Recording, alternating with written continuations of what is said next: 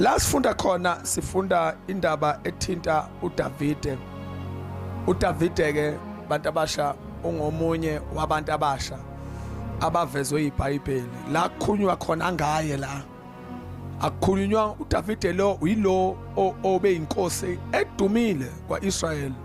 Enye yamakhosi amakhulu futhi I don't want to say enye yamakhosi. uDavide uyinkosi yokuqala enkulu amakhosi amanye. Ngeke ukhulume ngenkosi kwaIsrael ungaqalanga ngoDavide phezulu. Davide ube yiyona head nenhloko yobukhosi bakwaIsrael kakhulu. So but last funda khona encwadini ka last funda khona encwadini kaSamuel. iBhayibheli lisivezela uDavide la essay teenager. Ubese semncane uDavide la khunywa ngayo la chapter number 16.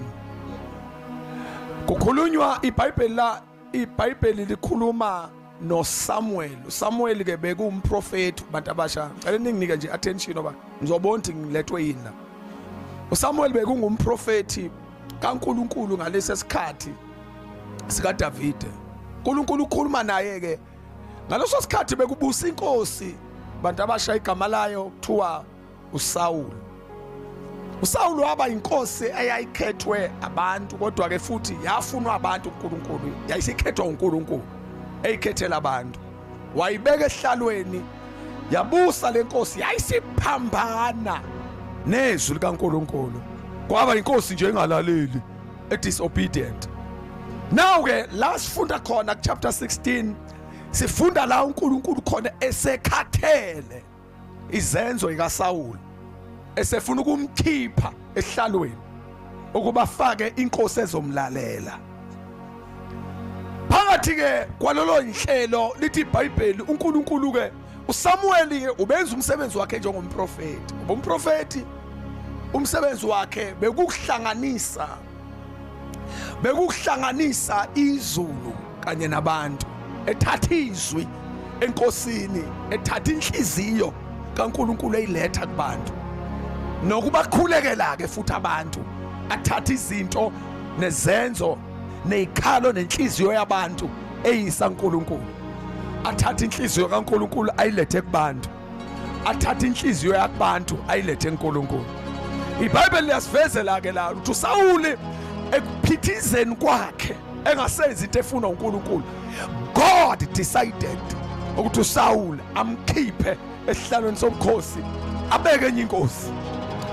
Ufika ngesikhathi ke la kufunde khona indodakazi, ufika ngesikhathi ke uSamuel ubhizi uyathandaza. Uthandazela ukuba uSaul abe inkosi eyenza intando kaNkulunkulu. So uyakhala enkosini ukuthi inkosi ikhumbula uSaul. Nkosi lenkosi osibekele yona noma sibe lenkosi ekwaIsrael manje ayilaleli. Nkosi bamba inhliziyo lomuntu ezintando kaNkulunkulu. Wafika uNkulunkulu ezophendula uSamuel. Wathi uyakumkhalela kuze kube nini uSaul ngoba ngimlahlile ukuba angabesaba inkosi. Oh God. Wayisethi uNkulunkulu kuye ke gcwalisa uphondo lwakho ngamafutha. Abantu abasha buyani ngakimi. Makhulunywa ngophondo lamafutha. Umuntu ubengagcotshwa lapha thathwa nje obeka esihlalweni. Bekufanele ukuba before ayohlala esihlalweni athelwe ngamafutha. Amafutha abethi bantu abasha. Abekhuluma amafutha abethi wena sewahlukanisela uNkulunkulu. Beka wathela amafutha phezulu kwakho. Bekuyisimemezelo leso esishintsha yonke ibackground yakho nthuleleni. Bekuyisimemezelo esishintsha indlela owaziwa ngayo. Beka amafutha wangaphezulu kwakho kusukela ngaleso sikhathi kuya phambili. Bese kufanele ukube waseke njengomuntu owahlukanisela uNkulunkulu. Nawo lithi iBhayibheli kuSawule wehla ke uSamuel ke ukuba ayogcoba uDavide. Manje ke nayi ke iBhayibheli before that one angifuna ukuskip. Lithi iBhayibheli ke uma uSaul ezwa uma uSamuel ezwa izwi lokuthi akasayena uSawule ozoba inkosi manje, sekuzoba khona inkosi entsha. Into einteresting engifuna siyibambe la ngoDavide uthi uthi uSikhulunkulu kuSamuel, ngisibonela inkosi. Akaqala sho igama lakuthubani, uthi ngiyibone gcwalisa iphondo lakho ngamafutha ngokuba ngiyibonela inkosi. Bonani ke abantu abasha, kufanele ngibambelele into ibalekile nibani. Uthi ngiyibonele inkosi phakathi kwamadodana kaJese. Uthi phuma ukugcwalisa iphondo lakho ngamafutha, ngikuthuma kuJese ngokuba ngizibonele inkosi phakathi kwamadodana akhe.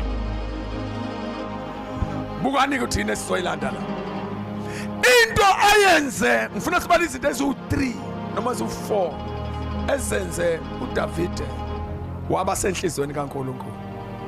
Ngifuna eziwu4 nje, ezinye soyibona ngelinye lakhe. Ngifuna sithathe le 4 la kufundwe khona iBhayibheli. Umuntu ufunde wanaka ngoba ngikwi-conference. Uthi ngikuthuma kuJese. Ngikuthuma kubani? Khulumani nami. Ngikuthuma kubani? That one is very important.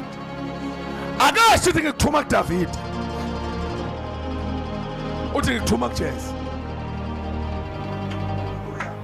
Nifundile ukuthi iBhayibheli ubani ozogcotshwa la? uDavide. Khulumani nami. Ubani ozogcotshwa la? Kodwa uNkulunkulu uthuma umprofeti, umthuma kuba into yokuqala abantu abasha yenziwa uDavide perfect ukuthi avume ukuba indodana abe nobaba.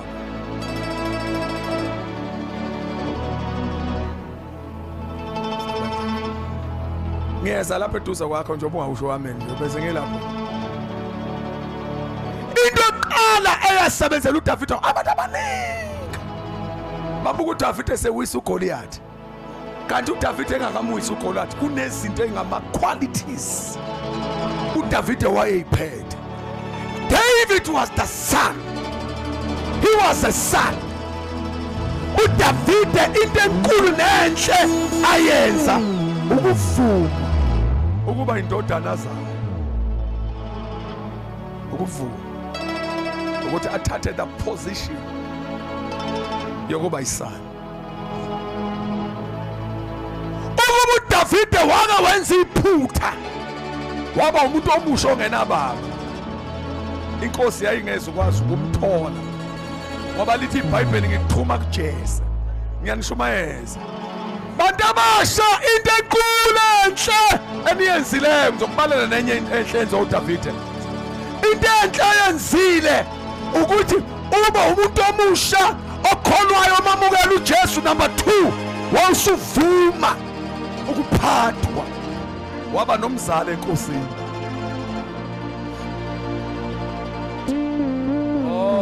Kanti ngisho ngizonamathela kulena ke mangawuzo. Amen. uNkulunkulu uyahluleka noma efuna ukusebenzisa umuntu kangakanani uma wane engenakhaya la komoya futhi engenamzali wakamoya. Ngifundela ngathi le verse ngiyanibona ngathi anikholwa ukuthi lisho njalo. Amen. Wena ongizenza ngigabazi.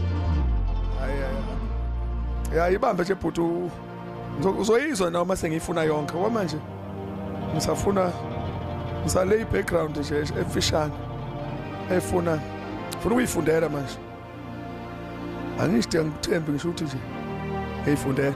Bukani uJehova wathi kuSamuel, sesifikile la sifunde khona, uyakumkhalela kuze kube nini na ngokuba ngimlahlile ukuba angabesaba inkosi.